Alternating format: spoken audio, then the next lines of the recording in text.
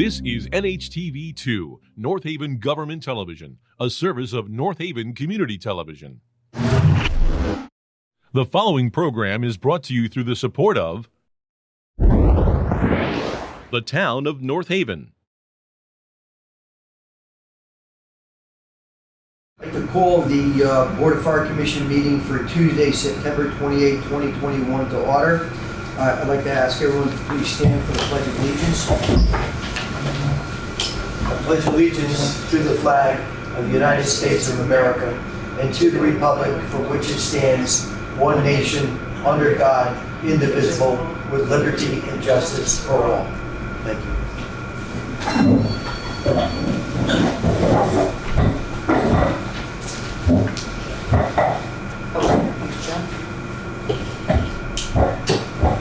Hold up for Mr. Pucci.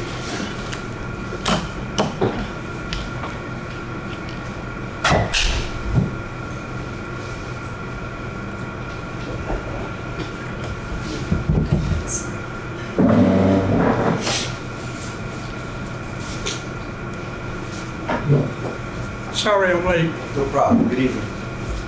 Just getting started.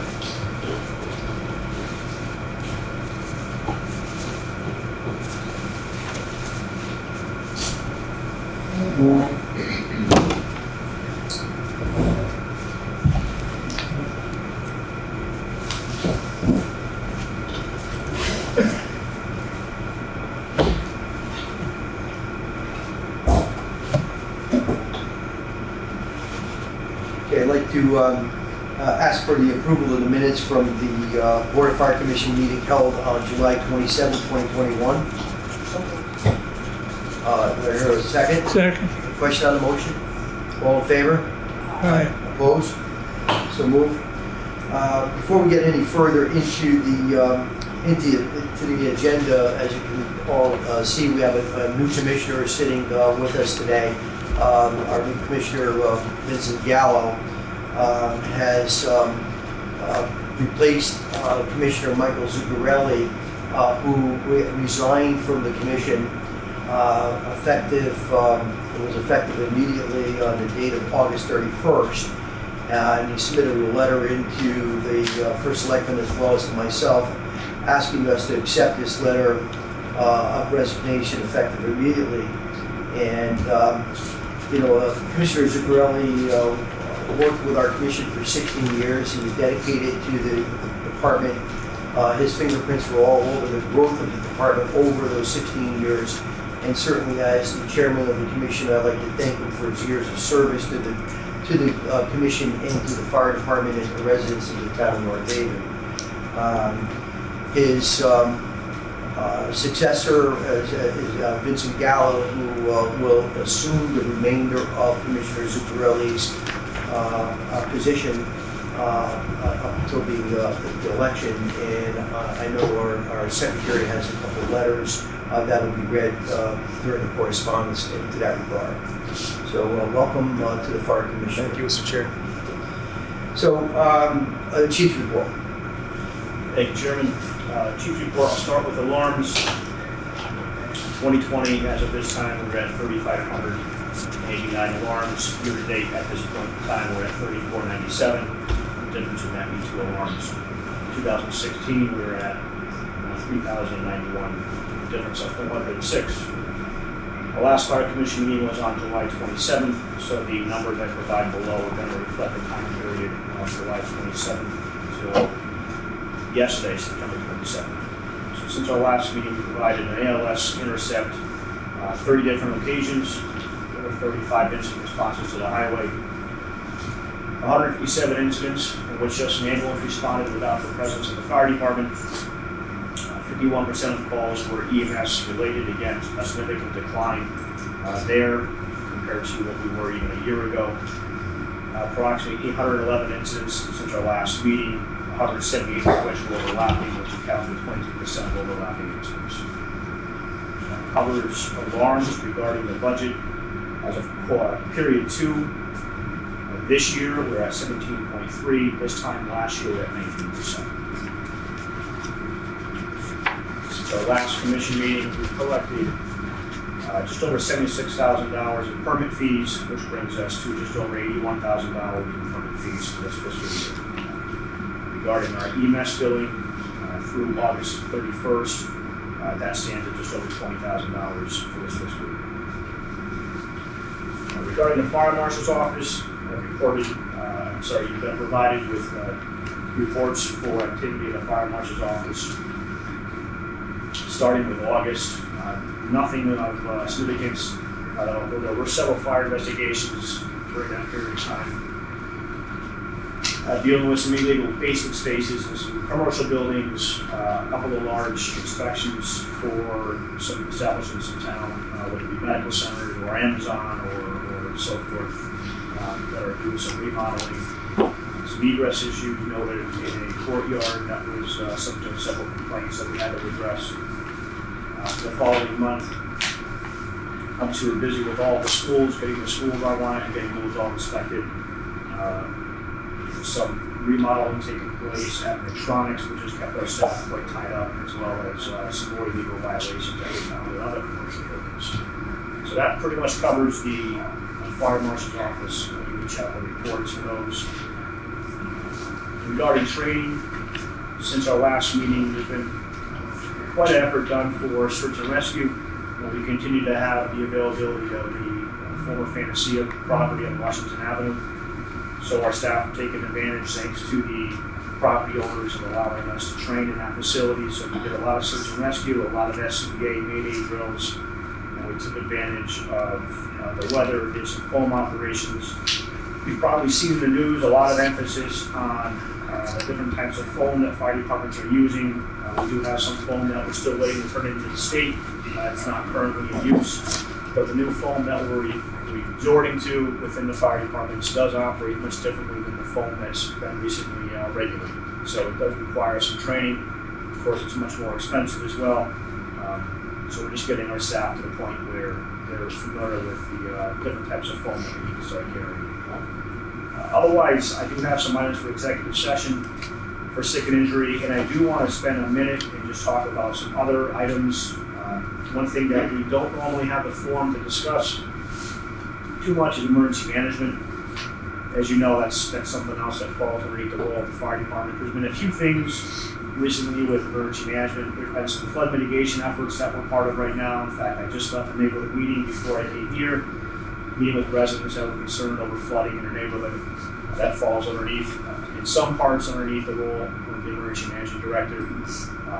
And then what was a little more interesting, and you're going to start seeing more about it as we start to inform the citizens, is the hurricane that was hit our area in August. I left vacation early to come home for that. It was forecast at one point to make landfall in New Haven, and it was probably one of the longest rides I've taken home, because the entire ride home was meetings and phone calls and conference calls and so forth. And one of the things that came across during the course of those was a shoreline evacuation maps, which were done back in late 2016, 2017 or so. And on those maps, it was discovered that North Haven has several areas of town that would need to be evacuated in the event of a hurricane landfall somewhere in the New Haven area. The town was never notified of that. We were never notified by the state that we fell into those zones. I would encourage, until we start to get ahead of it, I would encourage residents to get online and go to the Connecticut Know Your Zone hurricane evacuation maps. You will find on there a GIS maps which identify hurricane categories 1 through 4 and the corresponding locations that need to be evacuated. However, you will see on that website that every town listed has a hurricane evacuation time frame associated to it that was issued by the state in cooperation with several other agencies. North Haven was not listed on there.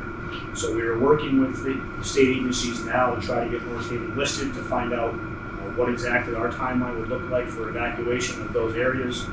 And we're going to start to really put the word out to the residents through some social media and some town meetings and so forth. The nice thing about it is that for the most part, you're talking a lot of commercial and industrial buildings. You're not talking a huge impact on residential, which is good as compared to some other towns. There is some impact on residential, but it is not, fortunately, the larger area seems to be more commercial and industrial. The So you'll nice- see more coming out of that. The nice thing about, because my mother was in Branford Yeah. during that whole thing, so I was trying to figure out which area she was in. You can actually put your address in, and if you're not in a zone, it just tells you you're not in a zone. Yeah, I don't think that people in North Haven really give much thought to the fact that we're not on the shoreline, but we're shoreline influenced, with the Plymouth River being as tidal as it is. And I don't think people really give it any thought. So what I really want to do is make sure that the residents of North Haven realize that we do in fact live in that area.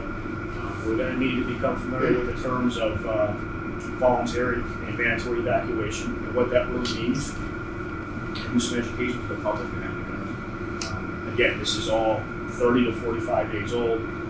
We've gotten as far as verifying that these maps are not only legitimate but cause for concern for the state, and now we're just trying to get the state to draft that language together for us. So hopefully you'll see North Haven listed on the bottom of that website. So that's all I have for Chief's report. Any question regarding the chief's report? Right. I want to find out what happened to the fire police. What's this rebranding?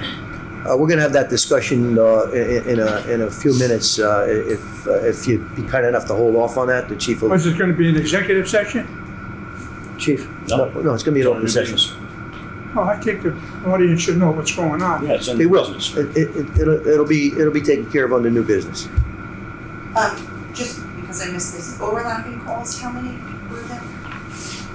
Overlapping calls were 22%. 178 calls of the 811 responded to.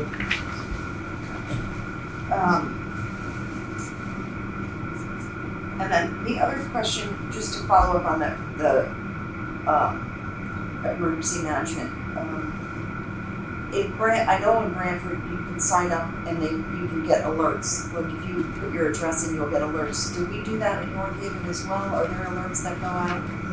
So there's an app that we're starting to use and we're starting to explore, and it links up with the Verbiage system, and that's what we're starting to try to encourage people to sign up for now.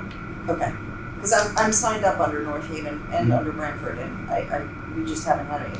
Probably is something that came out there. We're going to make good use of the Verbiage system as we have in storms past, so we can actually take the hurricane evacuation maps, if it's ever were to happen, and overlay the map into the Verbiage system, and anybody who's within that shaded area and is registered to receive alerts will get the alerts. Okay. I think that the problem is going to be with some education, particularly for the commercial and industrial, is think about if you were to if Everbridge is to make a phone call to those locations.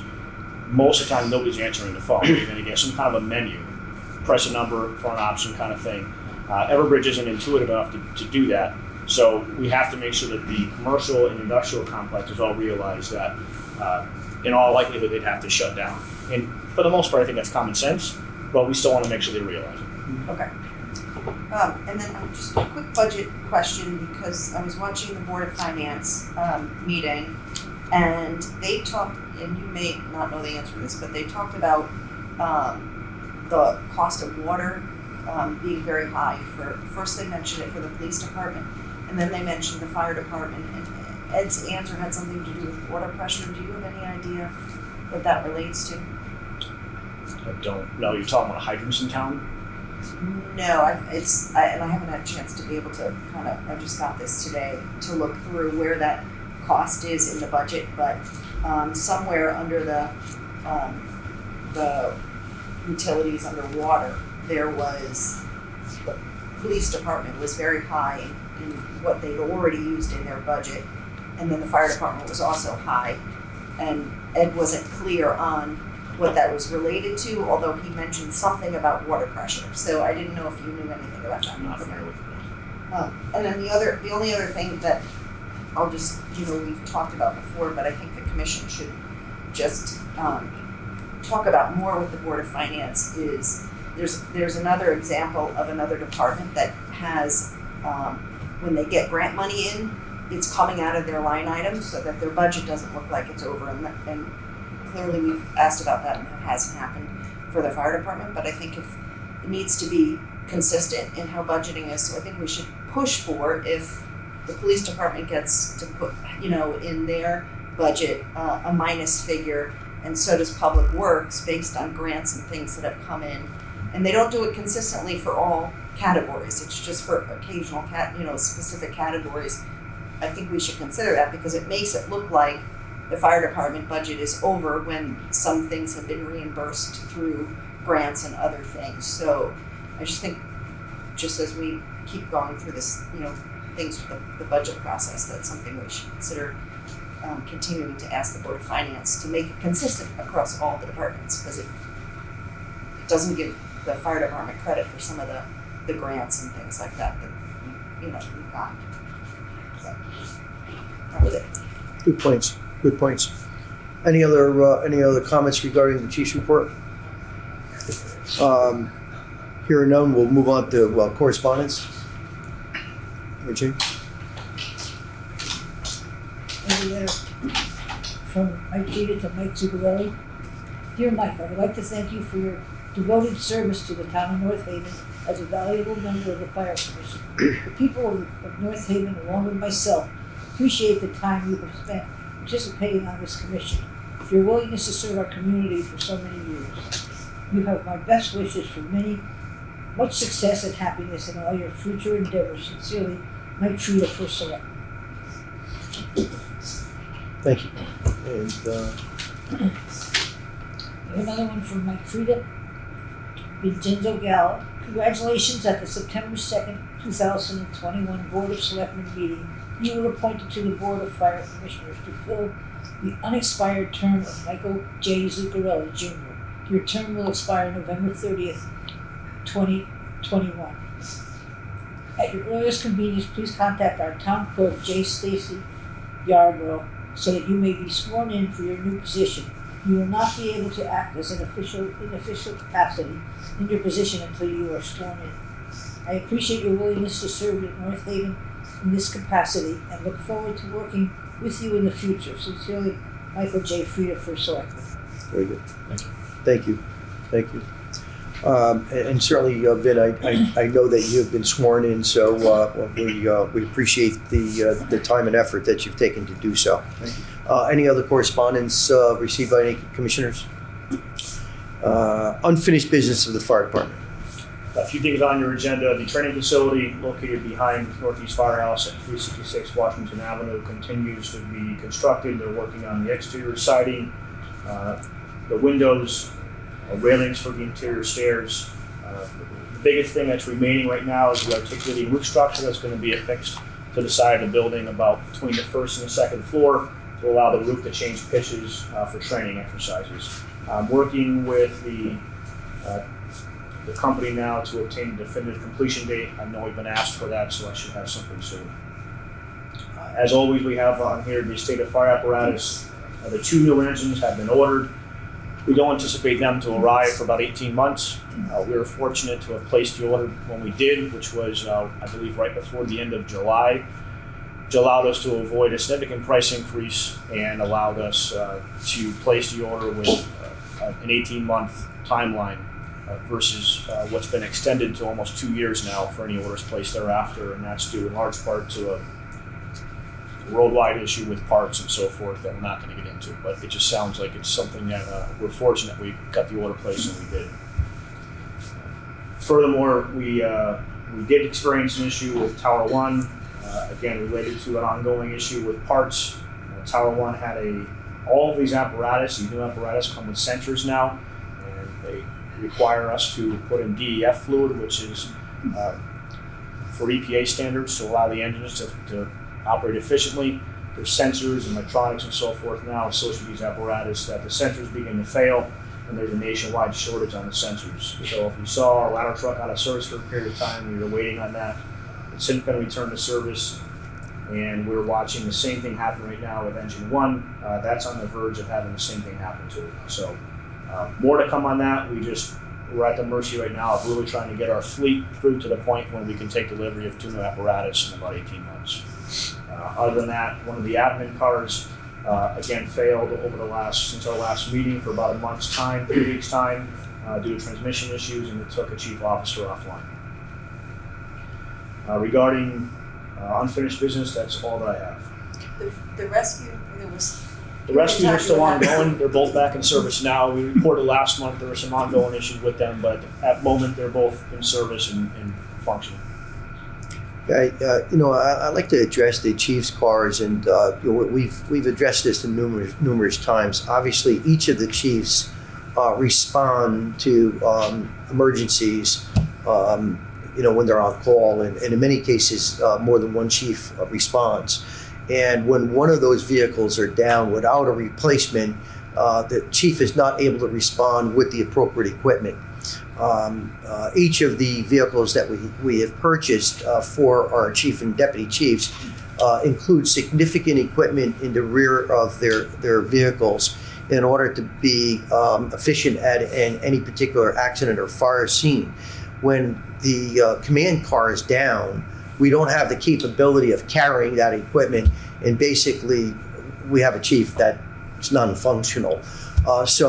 We've been advocating for the last 6 years for another command car, if you will, so that way we'll have some to rotate through. Other departments have significant backup vehicles. We have none. And I'm hopeful in this next upcoming budget, we'll have an opportunity to convince the Board of Finance to go ahead and allocate the monies for another command vehicle. Again, the chief's car being down for almost a month eliminates him totally from being able to respond, because no other vehicles have lights and siren and all the other apparatus and the information and equipment that he needs in order to perform as a firefighter and as a chief. So, and he certainly needs to be safe in his arrival to those scenes. So I'm advocating to the Board of Finance that they go ahead and do that. And I agree with you, Jen. I think they need to look across the board as far as making sure that if there are any grants or monies that are coming in, we need to be credited with those rather than debited with the cost that's involved. So that's been an ongoing argument, if you will, and discussion that we've had with the Board of Finance. Some reason or another, it's good for some departments, but not ours. As is the backup vehicles. When you look at some of our sister departments, whether it be Public Works or the PD, there are numerous additional vehicles available for them to utilize in the event of breakdowns or whatever it might be. We don't have that luxury. It's interesting because they were talking about this MRSA money, which there's a lot of conflict about what that money is supposed to be called at this point, but it sounded like some of that gets used for different vehicles that Public Works uses. I don't know if there are other departments, so it would be interesting to find out whether some of that money could be used. I guess you have to, I'm not clear on this, but I think that you have to apply a grant or something from the state in order to get that money released for particular reasons. But that might be an avenue to at least start to explore with the Board of Finance, how they make the decision which things to apply that grant money to. And I don't know the particulars around how those decisions are made and what the rules are around them, but it would be something we could certainly go and ask about. So. Absolutely, yeah. Absolutely. Chief, any idea as far as the grants on other than Apparatus that are available or that the town has received that would be able to utilize for the fire department? No, I would point you back to the $500,000 in permit fees that departments collected that allows chief officers to go out and do inspections and so forth over the last several years. That should be going towards that. We can't go out and do inspections if we don't have vehicles to do it. Right. Yeah, and for the general public, that $500,000 has gone into the general fund. So even though the fire department has been in need of equipment, and we're very thankful that the town has allocated the appropriate monies for personnel and equipment, we still need some additional equipment as the town continues to grow and economic development, even though it's slowed down in the last year or so because of COVID. It's ramping up quite nicely now, and as a result of that, our fire department is going to be more and more busy. So we need the equipment and certainly the vehicles. Look, our chiefs want to go to work, and without the vehicle, they can't go to work. Right. So we need to make sure that they have vehicles to go to work in. There's 3 people in this town that respond to calls day, night, weekday, weekends, it doesn't matter. And those 3 people to anything that happens in town, which includes the highway, are the 3 fire chiefs. You don't hear us saying we don't want to go. We just need the ability to go. Right. And we don't have a car that's set up as a mobile command vehicle that we can arrive on scene, be sheltered out of the rain, set up a command board, communicate on radios, and keep our staff safe on the fire ground. And we operate out of a trunk of a car, and we had to sit in traffic to get there. That's not functional. And just for the commission's edification, we have had conversations with Mike Frieda on this.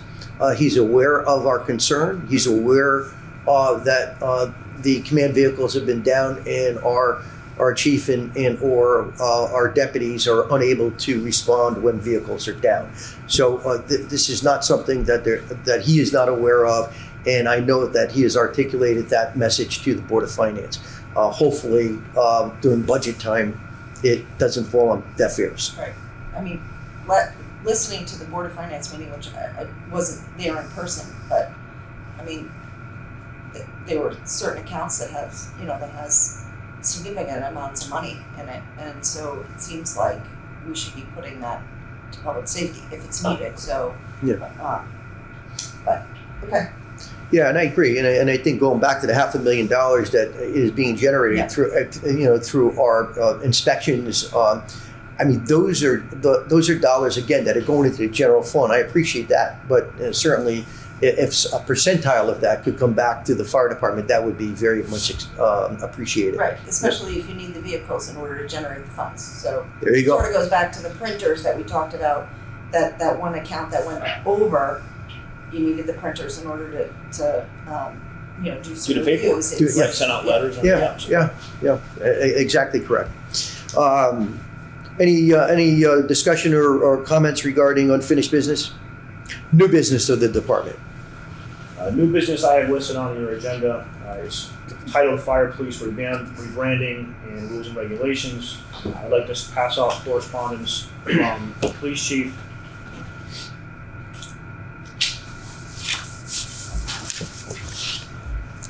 So this has been a topic that I know has been discussed on a commission meeting for years prior in terms of fire police, in terms of the roles they provide. So for those of you that aren't familiar, fire police for a number of years now, probably going back 2 decades or more, has provided their role in the department has continued to evolve. It went from providing support at fire scenes to now providing support for a number of scenes, including traffic accidents and so forth, the more major severe traffic accidents. That forced the fire police to be out for a number of long hours, a number of frequent calls. They're identified in state statutes as fire police. There's state statute language that allows departments to operate with a fire police capacity associated to it. They need to identify as fire police. They need to wear a vest, and some other language in there as well. So we've been using the fire police for very good purpose for a number of years now. But as you all know, in recent times, we've started to find that with things happening around the country and even locally with acts against police and some of the violence that's taking place and so forth, there's a concern for individuals that are volunteers to continue to operate and identify as fire police and have anything named on them that says police. So it's been something that we've talked about, and I know it's been something that the commission's talked about even for years prior to this for various reasons about what to do with this fire police segment that we have of our department that usually is around 10 to 12 personnel or so. For the most part, they are not entirely, but for the most part, they are retired volunteer firefighters that would still like to give to the community and still like to respond to calls. That led to a couple of incidents, one in particular in which fire police was on scene, and it was an ongoing incident, and it became potentially unsafe with some different things that were taking place on scene. And that led to a meeting after the fact between myself and the police department to talk about how the call went, how our departments responded to this scene, and what might need to change moving forward. And the concern expressed from the police department, in which we support, was that we are concerned that something may happen with fire police, and we certainly don't want them to be unsafe. And so that led us to have a conversation with fire police probably a few weeks ago now, probably about a month back. And so Chairman of the Commission and I visited the fire police membership during a drill night and let them know that of our concerns and let them know that we'd like to discuss rebranding. And what I mean by rebranding is essentially fire police right now operates with rules that are identified within the rules and regulations of the department specific to the volunteer members, and fire police is recognized within that in terms of allowing it to exist. One of the things that we discussed was just rebranding that and changing the call structure around. So instead of fire police responding to as many accidents and so forth, and you know, one of the things we kept having them unfortunately get involved with was power outages. When we get severe power outages and we've got traffic lights down throughout town, you know, these fire police members would be out there. Think about when this happens. That's usually happening during your severe weather events. Your really cold blizzards, or your really hot tornadoes or thunderstorms. And we'd have these individuals out in the severe weather for hours at a time manning traffic lights, and that's just not something that I think is fair to do, and it's potentially unsafe as well. So that forced us to consider rebranding. I've had a conversation with members of fire police, and I went back the following week to discuss with them a little bit further in terms of what their intentions were, and at that time their intentions were to consider rebranding. So your rules and regulations that I can pass out now, they're still in draft form, so it would be changed as of this evening if you like. We took advantage of the opportunity to, while we were in the rules and regs, updating the verbiage for fire police and what we would do with them. Commissioner Colwell had been pointing out since she started as a fire commissioner, a few things in the rules and regs that just needed to get updated, just needed to get a little more modernized, some of the language and so forth that was used. So we took advantage of that and updated some of the language to read a little better. And then at this point in time, fire police is recognized in there as a different name, and it's never really identified in the rules and regs what fire police would do. That's always been identified in operational guidelines, which aren't part of the commission meetings. But in terms of allowing it to exist, it was always identified in the rules and regs. So we've discussed calling them Fire Operations Support and Command, and what that would basically mean is that the fire police members will no longer be called fire police, will not identify as fire police, so that we can take care of that safety issue. And they would still respond to basically the building fires in town and provide some support on scene, particularly to the chief officers, so that we can help maintain accountability and command and know where people are going and so forth. And I need you to think about that for a minute. And this goes back in small part to that command car conversation we just had, is when you have a fire scene taking place, and we've talked about how we need 16, 18 personnel on scene, and they're arriving at all different times, and sometimes from different departments and different locations.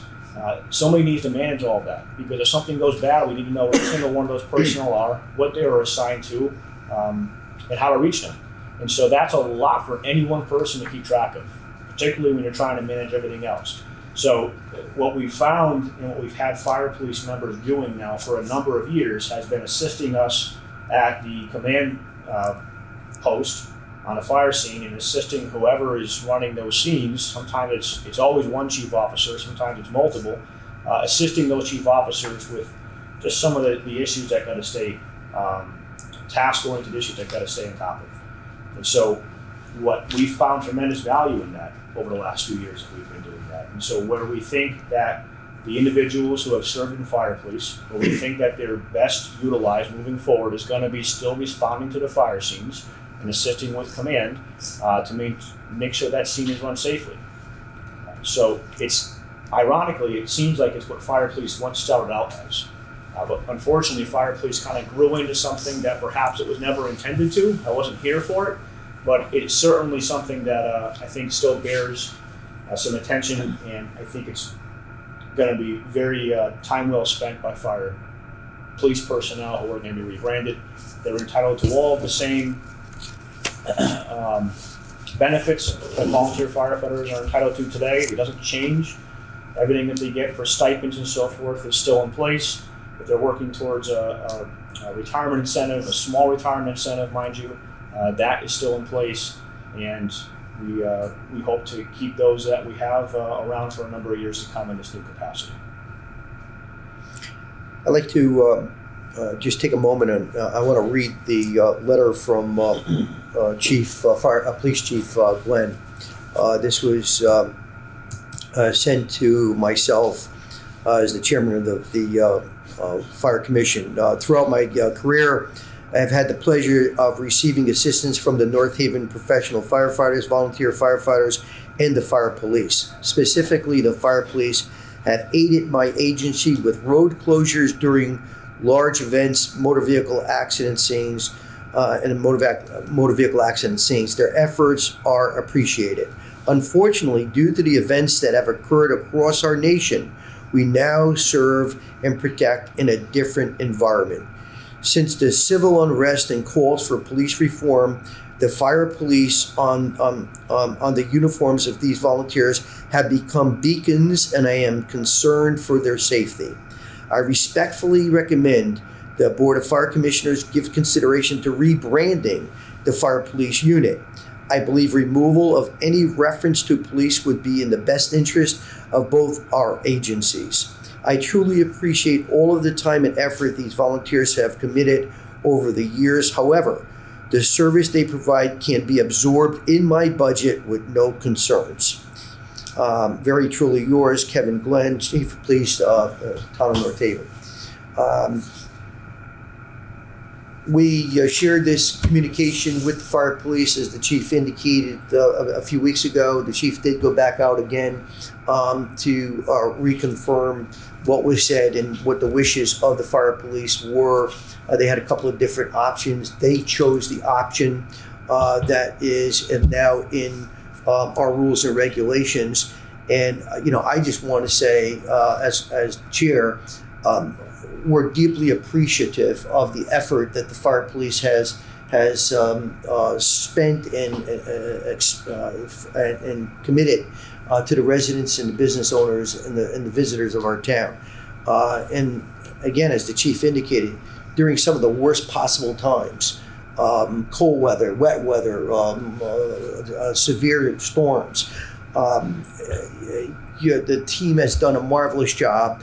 And I believe that the transition from fire police to the command post is going to allow the fire police to have an extremely valuable role in the fire department and bring them back into the fire department versus being part of actually the police department. So I'm deeply appreciative of what the fire police has done. I'm pleased that they have agreed to this rebranding, and I'm appreciative of the modification to the rules and regulations that Commissioner Mulligan and Commissioner Cardwell has put forth. We met a couple of different times. We modified much of the language that was in this document that needed to be upgraded, and certainly included in there the rebranding of the fire police.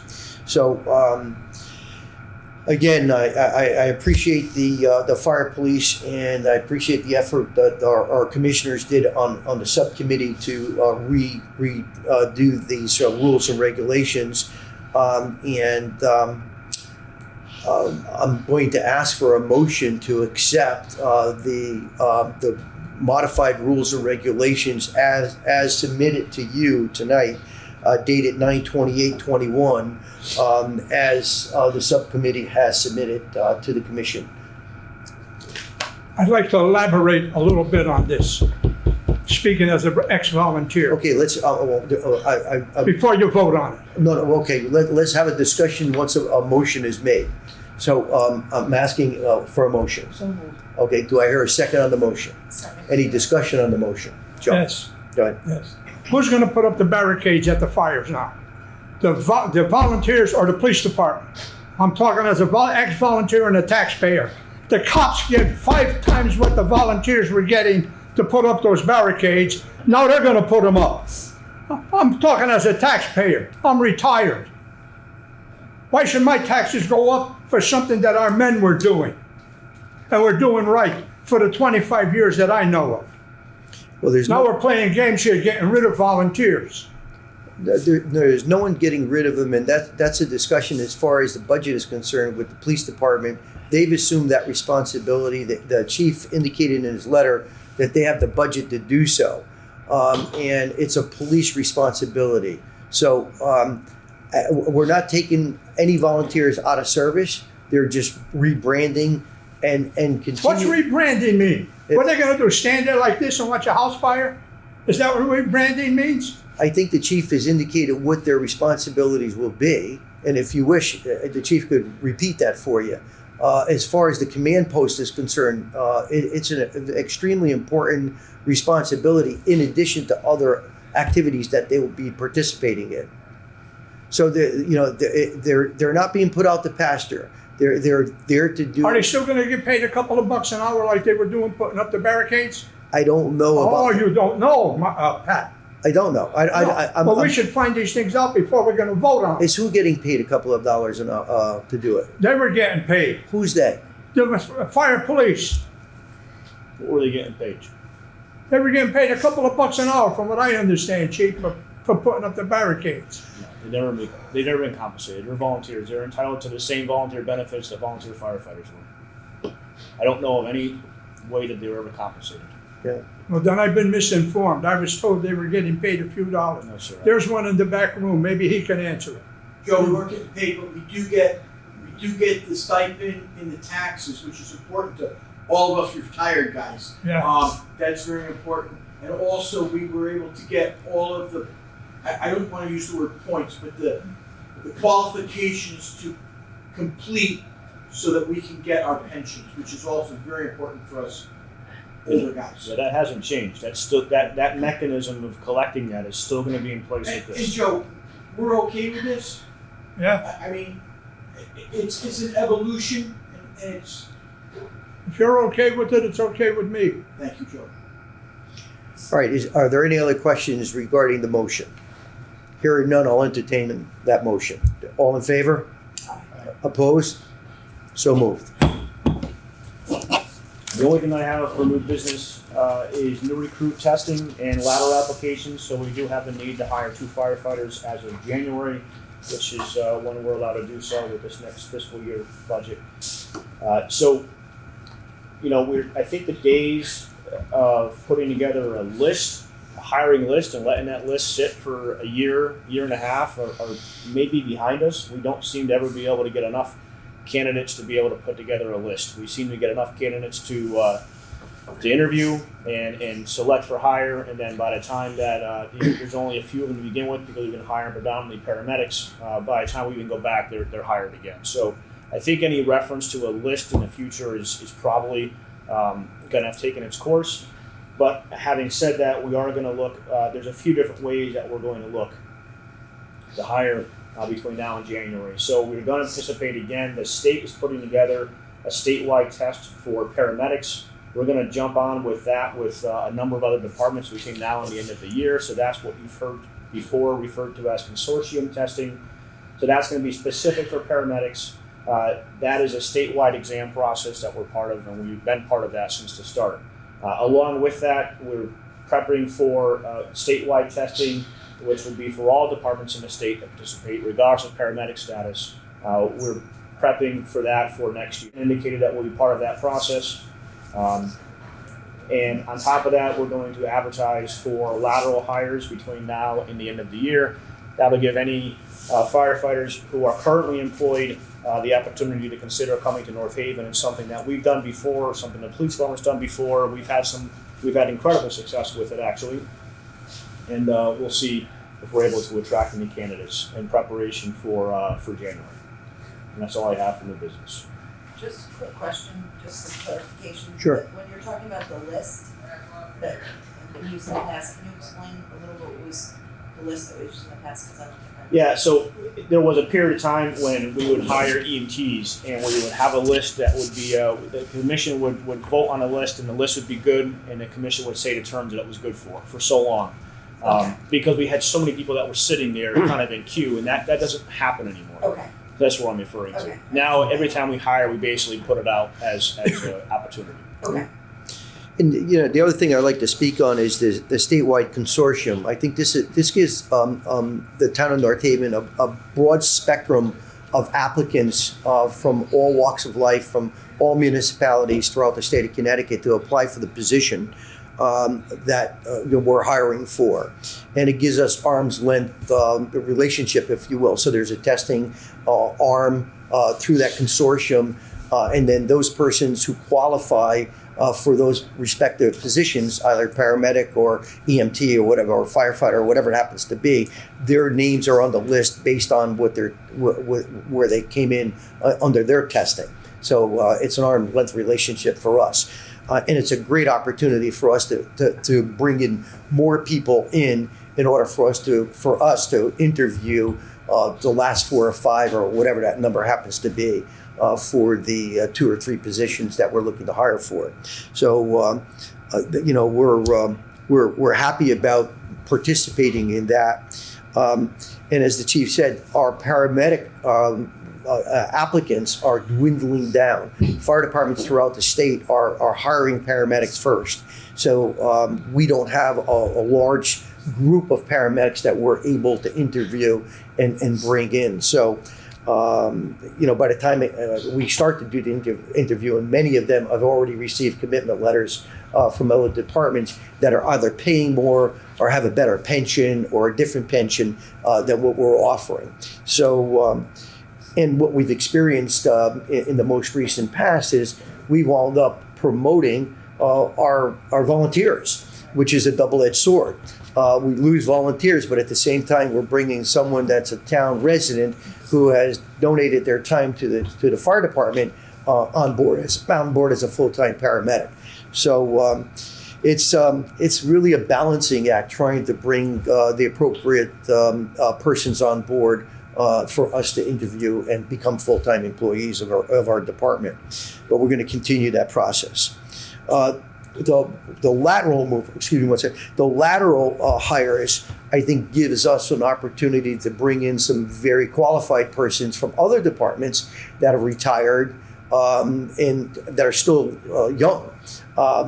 So we can bring their skill and expertise into the department, assuming that they meet our specifications and meet our requirements as far as during our interviews. So that's a nice opportunity for us to go outside of the department, if you will. Chief, how do you go about, how do the other fire departments, how do the men find out that we're hiring? So in the consortium list, it's advertised in dozens and dozens of websites. It's advertised everywhere, and that's what allows us to really get a diverse pool of candidates. So that's what's nice about the consortium. For the lateral, it's going to be advertised to all the departments in the state. And just a quick point of reference, we're looking at putting together a lateral list that would, and again, this isn't completely done yet. We're looking at a lateral list of EMTs or paramedics, with the preference being paramedics, but you must have graduated recruit school within the last 5 years. And that keeps us from getting somebody potentially who has retired. But then obviously there's concern for a few different fronts on that when we do something like that. Absolutely. So we're looking at those options now. Again, we had good success with it in the past, and we're going to hope to do it again. On the lateral, to answer your question again, it spreads on its own. There's a few different forums we can put it out on so that Connecticut firefighters know about it. But on the consortium, that's what's nice about being part of this. Any other questions of the chief? The good of the fire department. Good of the department, we're coming up on Fire Prevention Week. We always talk about it in October, because that's the next time we'll meet, but by the time we talk about it in October, it's already come and gone. So Fire Prevention Week is October 3rd to October 9th, and the motto this year is learn the sounds of fire safety. You'll see some different commercials on television and so forth where they they reference that you know the sound of construction, you know the sound of a truck backing up, you know the sound of all these different things. You should know the sound of your fire alarms in your house. So that is something that's selected by the NFPA, and we just help to support. And that's all I have for good of the department. Chief, do the children in the schools still participate in Fire Prevention Week and draw pictures and have a contest and all that? So the third graders specifically, we started to put in touch with a group this year in the state, and the superintendent was very happy to become engaged with that and get his teachers engaged. We don't do the poster contest. That went away a number of years ago on a local level anyways. But we will visit all of the schools, and if our staffing allows, we'll visit some of the daycare and so forth in town as well. But we really target the elementary schools. Perfect. Any comments for the good of the department? Hearing none, we'll open this up to public comments. Yes, ma'am? You can sit there. I think the microphone will pick up. Okay. Thank you for the stand. Oh, that's perfect. Thank you. Good evening, Mr. Chairman. Good evening. Sally Wayne, 5 Blossom Drive. As you know, pre-pandemic, I was a regular attendee of Fire Commission meetings, and this is my first time here since the pandemic. So if I may say, it's good to see you all again. I hope you all and your families are safe and well, and I give those same good wishes and thoughts to all the members of the North Haven Fire Department. Mr. Chairman, may I address our new commissioner? Absolutely, please. Introduce myself. Surely. Commissioner Gallo. I'm Sally Guemi. I'm on the Board of Selectmen, and back on September 7th, it was my privilege to join my fellow members of the Board of Selectmen to unanimously appoint you to the Fire Commission, and I thank you for your willingness to step forward and wish you well. I looked at your resume, incredibly it's an incredible, impressive resume, so I have no doubt you will fulfill your functions well, so I welcome you. I also would like to reiterate some comments that I made at the Board of Selectmen meeting when we accepted the resignation, Mr. Chairman, of Commissioner Zuccarelli. Sure. And I would like to say those comments in this forum, if I may, sir. Please. Anyone who watched the Board of Fire Commission meetings over the years knows that myself and Commissioner Zuccarelli sometimes had a contentious relationship and had our fair share of respectful arguments.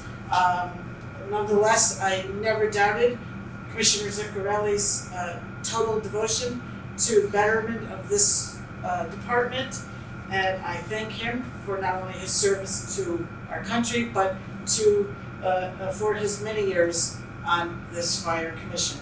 So thank you, Mr. Chairman, for allowing me to make those comments at this time. I noticed you did not read his letter of resignation. Isn't that required when you get a correspondence? I think I read the. You just said that it was effective August 31st. Yeah, I think I read it. Please accept the letter of this letter of resignation from the North Haven Fire Commission, effective immediately. After 16 years of dedicated service to the town of North Haven and the Republican Party, it's been my determination by the town committee that I no longer qualify to sit on the North Haven Fire Commission.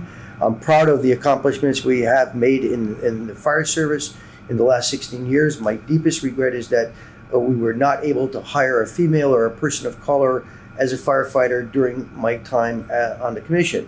In closing, I would like to wish my successor the best of luck and success. To the members of the fire service, to both career and volunteer, I wish you the best of luck and my gratitude. Stay safe, and may you all return safely to your families every day. To my fellow commissioners, I wish you well, and may you all continue to serve the town of North Haven. Respectfully, Michael Zuccarelli. Thank you for reading that. You're welcome. Appreciate that. And I share, so my last comment will be in agreement with former Commissioner Zuccarelli, that I also hope that we will someday have a female firefighter and increase our diversity on the North Haven Fire Department. So thank you. Welcome. I do have 5 areas of issues that I'd like to bring up that I prepared. Some of them are pertinent to discussions that you all have had already during your meeting. My first comment is about a new vehicle that I've noticed parked behind Town Hall and also behind the fire department. There's a little parking area that you could say is behind both buildings. It is it's like a white pickup truck. The plate is 58 NHN. It says North Haven Fire Department on it. Fire rescue. It's predominantly white and red. I was just wondering when this was purchased, who is using it, what is it used for, and what is it equipped with? Sure, good question. So it was identified in the capital budget, I think 2 years ago, as a utility truck.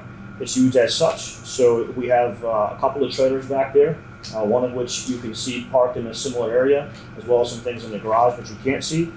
It is used to pull that because the rescues are not always available. As we know, they're so busy doing calls.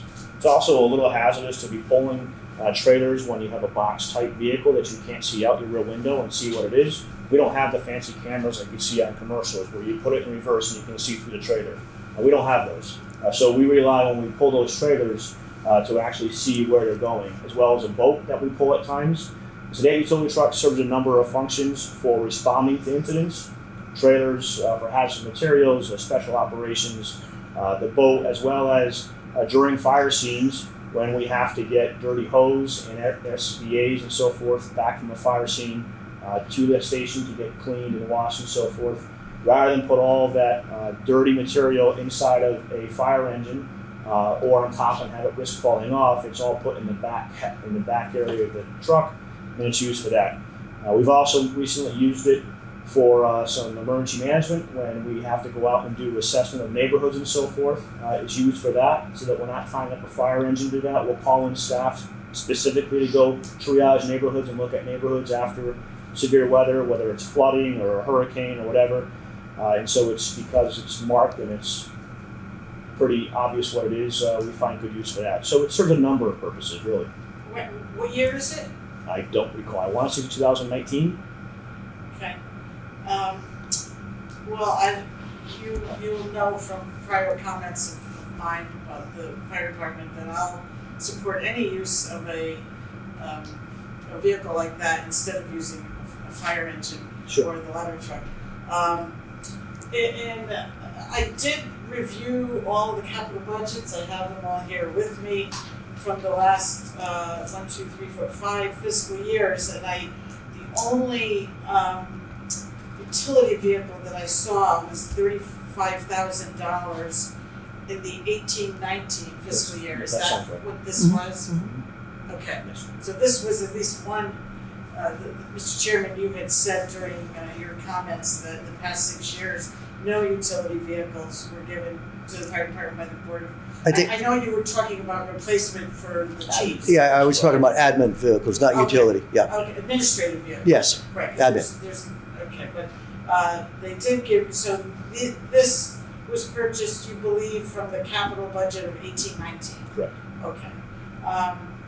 Because it looked much newer. It looked really brand new. To me. We take good care of it. Good. My next question is about fire station generators. The taxpayers were asked to purchase generators in this current fiscal year, 21-22. $69,900 is in the capital budget. Also, the previous 2 fiscal years, 2021, there was $45,000 in the capital budget, which was approved, and then in 1920 there was $47,494 for a generator. So if you include the one in the budget for this year, that's 3 new fire station generators. What is the life expectancy of this type of equipment?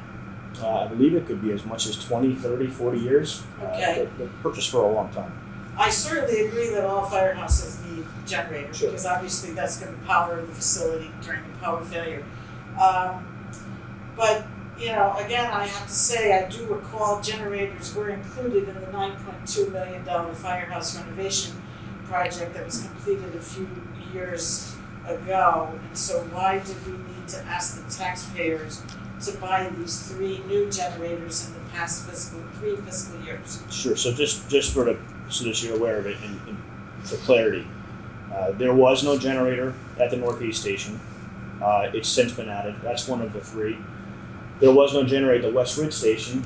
It's since been added, so that's the other one. There was another one added here at Monoise.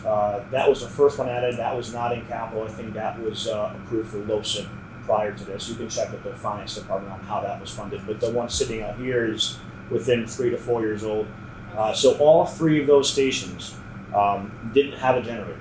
They had no standby generator. They had generators which were on wheels, which in some cases were leftovers from the military that they would have to wheel out from a barn in the back and plug in and start manually, and it was kind of labor intensive and in some ways hazardous. So those stations were all equipped with standby generators so that the station can be used for a number of reasons, for shelters, for warming and cooling centers if we have to, that you've seen us starting to do in recent years, as well as so that when staff arrive to the station, they can respond immediately with apparatus to emergencies.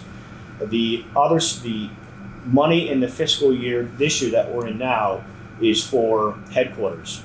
The 45,000, excuse me. No, I think 69,900. That's for headquarters. That generator, and again, I don't remember exactly because I don't have the paperwork in front of me. I want to say that generator at headquarters is in excess of 30 years old. Okay. It was not replaced. So, as far as why it wasn't included, Sal, you know that predates me and my tenure as Yes, chief, so yes, I don't know. But I just had a responsibility to make sure the stations were equipped. yes, sir. I know, it's a, Excuse me, Chief. The generators we carried on the truck, we also use for pump outs. Yeah, this is different. We're Once talking we about use that. station generators. Yeah, I know, not the big ones, but I'm Yeah. saying, the small ones we always use on pump outs for years. Yep, they're still on the engines, but they were never big enough to start the stations, Right. especially the truck leaves.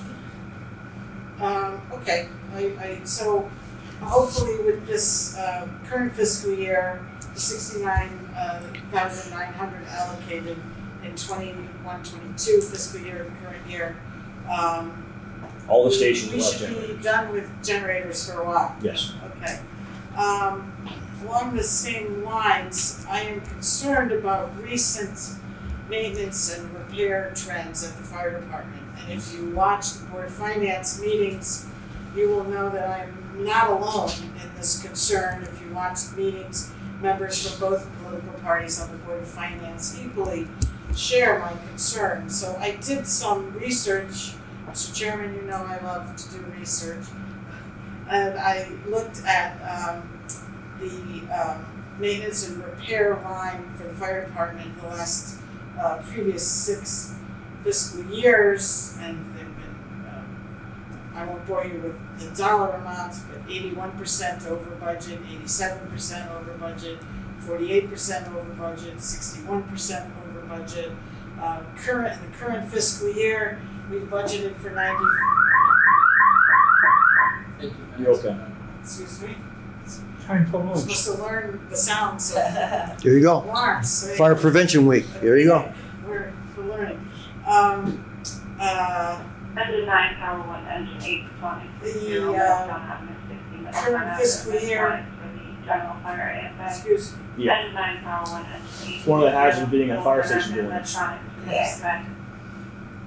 Safety of the public comes first. Absolutely. Yes, sir. The current fiscal year, I just read you some of these very high over budgets on this line. The current fiscal year, we budgeted 95,000, and after just 2 months of the current fiscal year that started on July 1st, 2021, we are already at 50%, just 2 months in. Again, I'm going to go back in time prior to your tenure, but there is a bit of a negative, bad track record since the firehouse renovations were completed. Just 3 months after the grand reopening of the Rosadini headquarters, we had a major sewage backup that required most of the kitchen equipment to be replaced at the taxpayers' expense. we've had a multitude, so I've been told by fire department personnel, multiple HVAC issues, also at headquarters. So given this history of overage on this line, what is your current assessment of these firehouse facilities that the taxpayer spent $9.2 million to renovate? Sure. So I will tell you that if you walk around these buildings today, I would say that you wouldn't find them in any worse condition than when they were built, or when they were remodeled. And that's a goal of mine that I'm going to keep. So unlike in perhaps years past, we walked through buildings and we would see the fact that there was no maintenance taken, and that's for a number of different buildings. That doesn't happen here. So when something breaks, we fix it. We don't want it to get ahead of us. So the reason that you see that line high, and I without going back before this past fiscal year that we just concluded, I don't recall what the reasons were for the years prior. It was I have to look at it. But for this past year, I can tell you that things as simple as the COVID cleaning, the cleaning expenses for the fire stations. If you look around this room right now, this room is very clean. We keep all of our stations that way. But the COVID expenses related to cleaning of all 4 stations is what was predominantly the reason for that being so high last year. That started off, and just so that you're aware, unfortunately you don't see this when you see the Munis reports, but that started off all going towards a COVID line that the town had created. We created a line specific, this is for the entire town. We created a line specific for any COVID-related expenses that was all going to one particular line that was outside of our budgets. And the anticipation of that was that we were going to get reimbursed for all of that, so it wouldn't hit any of our budgets. Well, then all of a sudden, the FEMA pivoted a little bit, as they've been doing a lot in terms of what they would reimburse us for. And so all of that money that had been going into this separate line got dumped back into our department lines, really overnight. And that caused those lines to really just go high on us. We had to keep the stations clean, we had to keep them disinfected, we had to keep volunteers and career staff healthy. So that's what the reason was for last year. But what I will say is, I don't think that many people take this by surprise, is while we improve efficiencies when we do remodeling of buildings, the maintenance on those efficiencies and those maintenance on those different systems are very labor intensive. Yes, they may be cheaper to run on a monthly basis, but they're more expensive when there's repairs made. I can also tell you that we're at the mercy for a lot of things that were done in these buildings, because different companies that have to come in and service things are proprietary. So in other words, you can't have, I'm going to refer right now to an alarm company. You can't have an alarm company come in and fix the alarm system unless it's the alarm company that put the alarm in. Well, they know that, and they charge a hefty price for that. So the buildings are a constant struggle for us to stay on top of, but I would ask you to walk around and see that we take care of them. They're maintained as if they were built yesterday in many regards. Right. So they're going to be more expensive, and some of these things we just can't anticipate happening. For example, the CO detectors went on 2 stations last year. The carbon monoxide detectors, no different than in your home, a carbon monoxide detector expires after about 8 years. You take the carbon monoxide detector off and you look at the back of it, it'll tell you when it expires. The same thing happens with all of these commercial places. Well, when the detectors expire, I can't allow, particularly a fire station, to have a carbon monoxide detector that's not functioning. And we have about 8 of them in this building alone. That expense last year alone was $8,000 to do that. So there's a lot of things that occur over the course of a given fiscal year that we just have to stay on top of. The overhead doors, the heating and cooling, a number of different items like that. But keep in mind that unlike other departments, we have 4 stations, we have 4 buildings. Most departments have 1. We have 4 we need to maintain. Okay, that's a very good answer. I do know that we got about $220,000 under the CARES Act that was supposed to be applied for a lot of the COVID cleaning, and you're saying that's the money that FEMA. That's separate money. Is that CARES was? CARES is something separate. Yeah. Okay. There's FEMA reimbursed Yes. that we're eligible for now that we're pursuing with the finance department. Right, because it would seem to me that the 2021 we budgeted $95,000 for maintenance repair, and we spent $152,661 over budget, 61%. And your answer was much of that was due to COVID cleaning, but it seems, I was under the impression that the 200, almost 30,000 that came in from CARES was supposed to help out. It may have, but Yeah, it didn't okay. reflect in our budget. All right, Excuse thank me, you. let me just interrupt a second. I think making reference to Commissioner Caldwell's comments, whereas when grants are come in, whereas when grants come in, it doesn't reflect on our budget. Unseated in the complex, large commercial buildings, no alarms ringing, there's no evacuation, there's no security needed. Any more specific?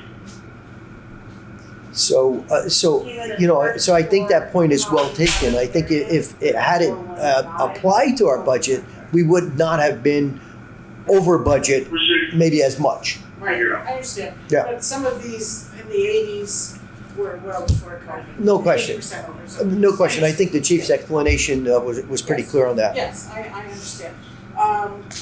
Fourth, I wanted to also bring up, Commissioner Caldwell brought it up, because I was at the Board of Finance meeting where they talked about the water. You do have, Chief, in your fire department budget, a water line of Fire dispatch design, all units now on scene reduced to priority 2. You have a water line of $4,000.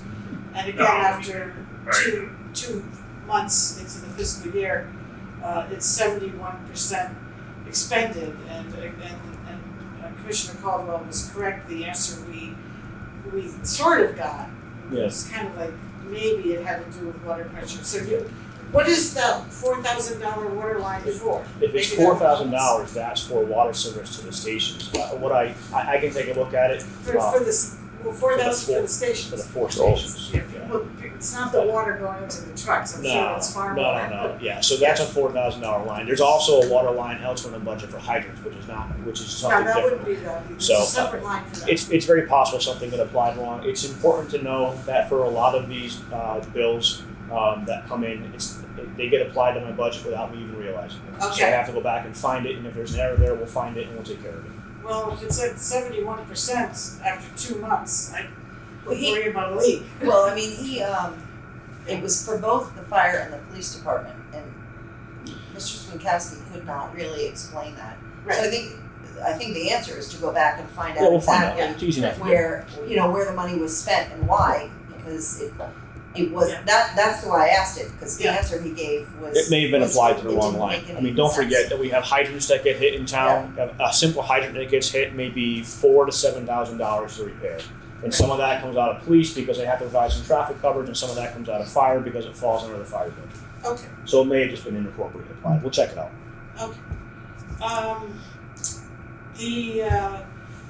but whenever we see something 70% expended, 2 months in, even if it's a small amount, it certain red alarms go off in my head. Of course. My fifth and final item has to do with the contractual replacement staffing line that was discussed at the August Board of Finance meeting. The August Board of Finance meeting is always the meeting in which the Board of Finance discusses and analyzes the previous fiscal year that ended, in this case, on June 30th of 2021. And the contractual staffing obligation line was budgeted in 2021 at $852,510, and we spent $1,167,218. Now, at that meeting, it was brought to my attention, as well as the attention of all the Board of Finance members, that the likely explanation of that overage, a significant overage, was because one of your shifts was the shift was completely out because of COVID-related issues. First of all, I want to say that I hope everyone in your department, your staff are doing well, and if anyone did contract COVID, that they are recovered. I know some people with COVID have long-term side effects, so I hope that everyone, first and foremost, is safe. I want to make that perfectly clear. So my question is, this, as we know, there's 4 shifts in the department. And during the 2021 fiscal year, some shifts had 10 and some had 8 as we complete the phase-in of the hiring of 8 new firefighters, the last 2 being hired this year, which will complete the phase-in. So my question is first, the shift that was affected, was it a 10-man or an 8-man shift? There were actually 2 shifts affected. Oh, there were 2, okay, they said 1. Yeah. Okay, Yeah, so it was 1 and 1. 1 10 and 1 8. And how long were they out? It was back in November, so it ranged. And so the thing to remember when we were talking about COVID is we struggled with some testing options at the time. You know, we seem to think about sometimes when we talk about COVID what we know now, but we have to go back to what we knew at that time. Sure. And at that time, we struggled with testing options that would turn around testing in an expedient fashion. So we were quarantining a lot of staff, aside from even the shift that you're referring to. All in all, at one point, we were down to 11 firefighters that were healthy. Okay. I'm just going to leave it at that. 11 firefighters that were healthy out of all of the career staff. And that wasn't because necessarily they were sick. That was because some were sick, but some we had to just quarantine to make sure that they weren't going to get sick. Potential exposure. Right. Right, and I agree with you 100%.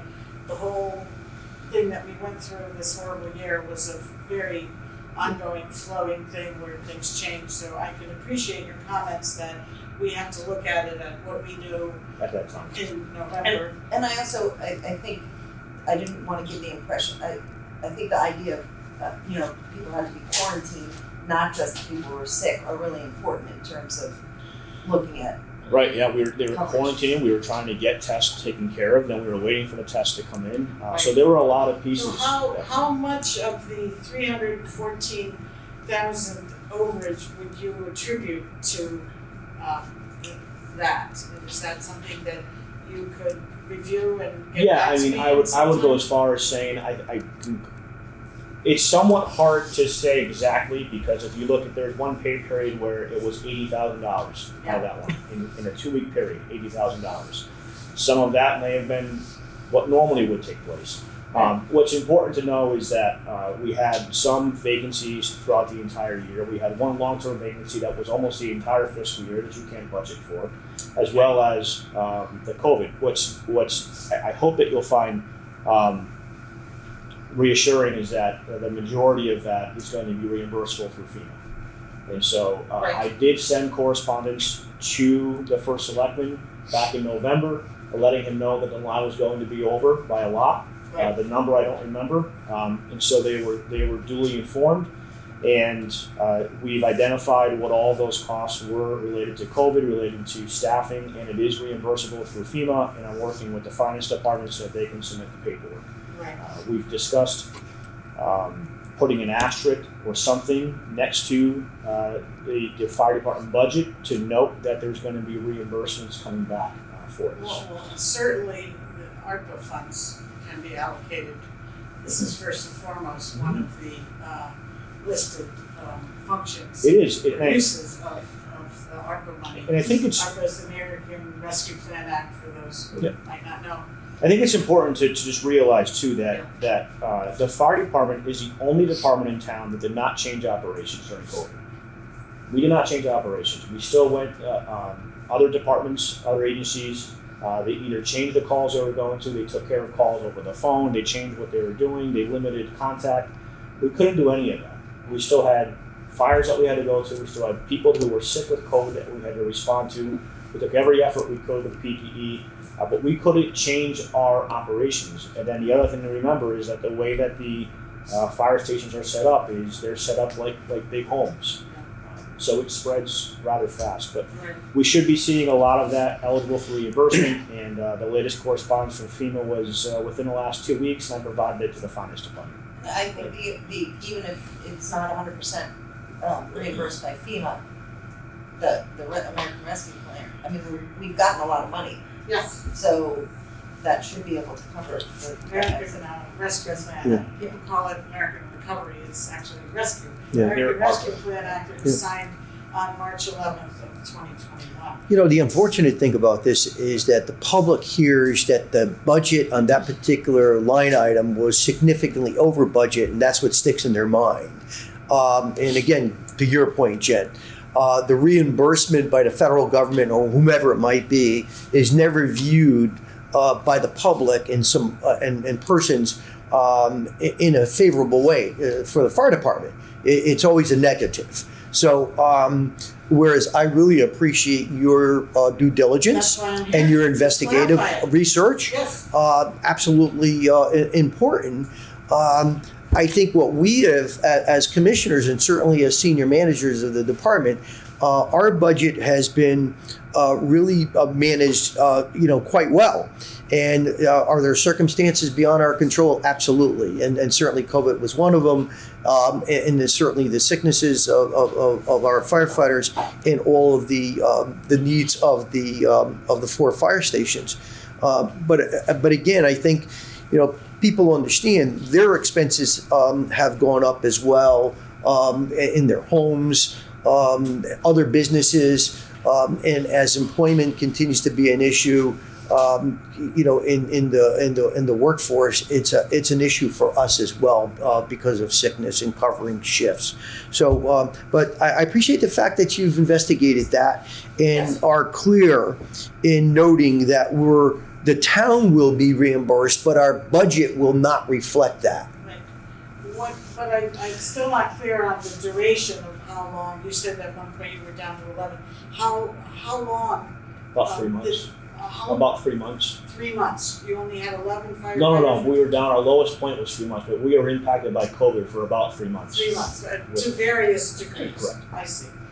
And in the beginning, even before people got sick, do you know if a firefighter went to a home and was exposed to COVID early on? Did they have to quarantine at that point? No, we were following guidance from the CDC specific to healthcare providers, and we were getting direction on almost a daily basis from a medical direction through Yale. What would happen is if staff brought somebody that was suspected of COVID to the hospital, because we were part of the patient care plan, we would be notified if the patient tested positive for COVID. We would look and see what our staff wore for PPE, and they did not have to be quarantined, assuming the PPE that was worn was correct. Obviously, there's a few times, depending on the incident, that may not have happened. A car accident with extrication, and you're trying to cut the person out of the vehicle. You can't possibly be in both fire gear and protective gear at the same exact time. There's some variables in there that caught us off guard a few times. But all in all, we ensured that there were no staff that were sick with COVID for a long time, but finally in November, it caught up with us, and we put it up. We did our best we could. We stockpiled PPE. We had it available for staff at all times while there were shortages taking place. We had already ordered it all. We secured an alternate housing location for staff, for police and fire that were potentially sick with COVID, so that they wouldn't bring it home to their families and get others sick. We secured alternate housing through a local option and through a local university.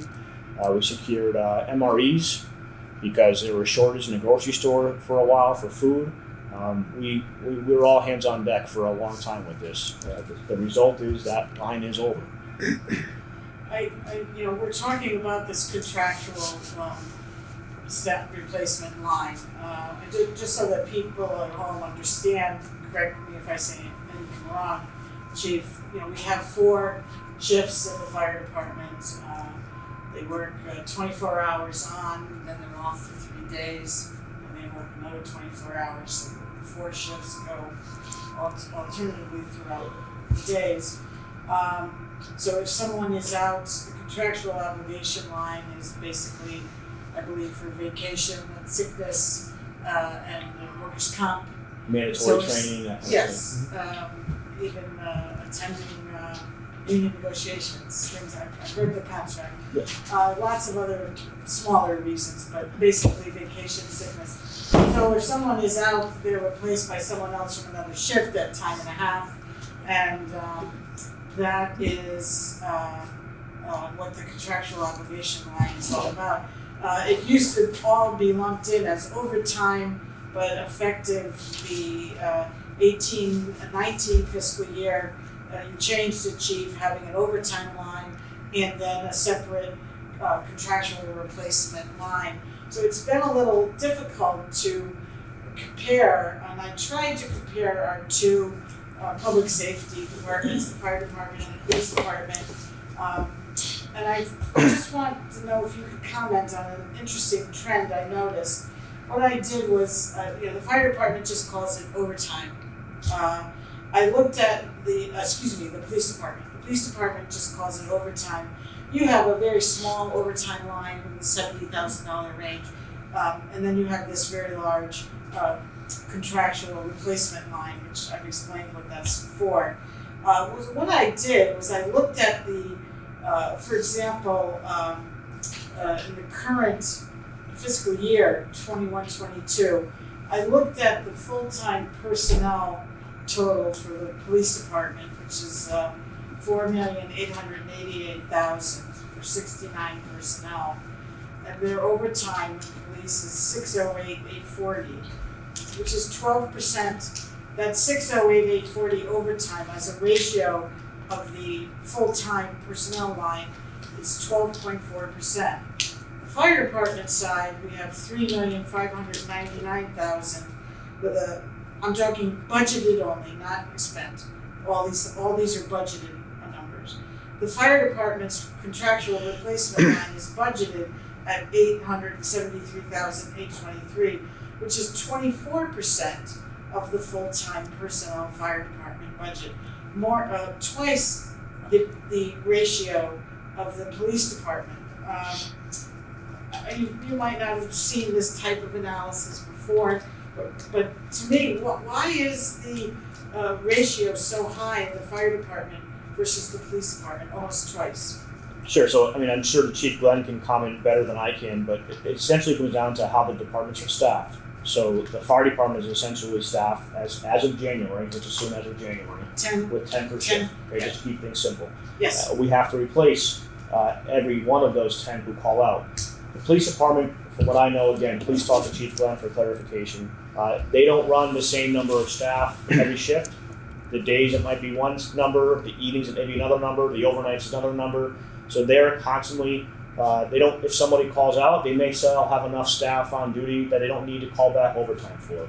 They also have a lot of other functions in the police department that they don't call out for. So, for example, somebody in the bureau may call out sick. They don't have to replace that person in the bureau that day because. At the detective. Correct. Yeah. I see. So it's just the way the departments are set up is all that it comes down to. The fire department, every single person who's on the fire department payroll is assigned to a shift. Right. It's a shift of 10.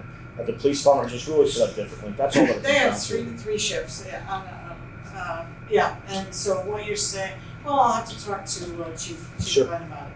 But it just was striking to me when I did that evaluation, and I did it for the holiday line as well, and the fire department as a percentage of total full-time personnel was almost double the police department. That's So going to I'll- be contractual. I'll have to talk to the chief about that. One final question that I'd like to ask is, now that we are completing the phase-in of the 8 new firefighters this fiscal year, so we should be up and running, as you said, 10 for each shift, each of the 4 shifts by January. Do you anticipate seeking any further staff from the Board of Finance? Yes, we do. Okay. Because I think back to your original request of 16, I think it was the 17-18 or 18-19 budget presentation. You know which one I'm talking about. I do. So are you going to be looking for another phase-in of 8 or perhaps another phase-in of 4? I know it has to be in groups of 4 because you have 4 shifts. Will you be seeking 4 or 8, or are you not decided yet? I'm not quite decided yet. Still need to kind of weigh it out and look at some options. But my gut tells me right now that we will look to continue with the 2 per year. All right. Thank you for. I wasn't expecting an answer to that question. Sure. I was expecting a wait and see. So thank you very much, Mr. Chairman. Again, it was a pleasure to be here in front of your commission and I wish you all the best. Thank you for your time and attention, sir. Thank you for your comments. Any other public comments? If I may, Yes. I just want to thank the chairman and the commission for all your support for the years for the fire police. I've been proud to serve as the leader of that group for the last 3.5 years. And I appreciate the chief leadership and working with us to kind of phase into a new role for us. I understand the need to make change, and our guys are on board with it, and we appreciate your support. So, thank you very much. Thank you for your comments. Any other public comments? Hearing none, I'll entertain a motion to move into executive session. So, See you guys. I'd like to reconvene the Tuesday, September 28th, 2021 North Haven Fire Commission meeting. Is there any additional business coming before this commission? Any other comments? Hearing none, I'll entertain a motion to adjourn. Second. So moved. The meeting's adjourned. Thank you very much. The preceding program is brought to you in part through a grant from the town of North Haven.